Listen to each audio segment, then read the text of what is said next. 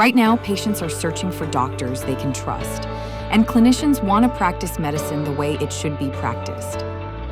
The most common question I get asked by my patients now is, who can I go see? Who can I trust?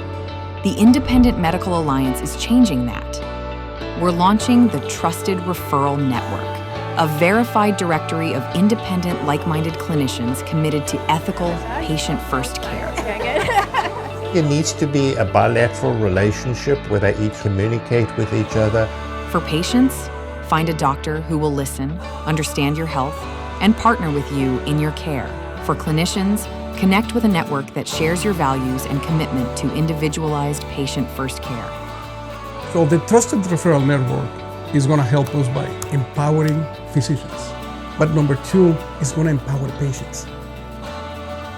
Help us build the Trusted Referral Network.